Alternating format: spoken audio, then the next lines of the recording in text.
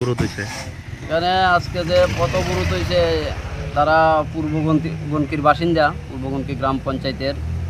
তো ওইদিকে দীর্ঘদিন যাবৎ যে পাওয়ার লাইনের একটু সমস্যা হইতেছিল, লাইন আপ ডাউন করে অনেকের বাড়ি ঘরে ফ্রিজ টিভি গেছে গা, যে কারণে মানুষ বিক্ষুব্ধ হইয়া রাস্তা অবরোধ করছে। তো খবর পাইয়া সেটা আমি আইসি সেটা এবং ইলেকট্রিক ফায়ার হাউসেও ফোন করছি, এসডি সাহেবও আইসে।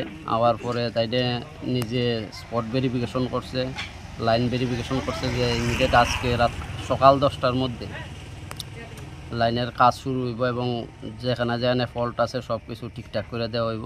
এই কথা আমি যখন জনগণকে কইছি তখন তারা কত অবরোধ ছাড়ছে। এই সমস্যাটা কতদিন ধরে হইতেছে ভোল্টেজের?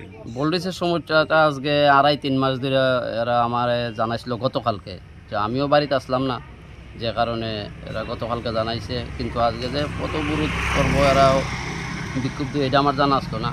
তো সকালবেলা আমার এসডি সাহেব ফোন করছে যে এমনি রাস্তা অবরোধ হয়েছে, আপনি একটু আইয়া। তো আমি আইসি করে তাই এসডি সাহেব আইসে সেটা দিনে স্পট ভেরিফিকেশন। এটা কোন জায়গাটাতে অবরোধ হয়েছে এবং কোন অবরোধ রোড? হয়েছে আমার জাম্বুরা গ্রাম পঞ্চায়েতের 3 নং ওয়ার্ডের।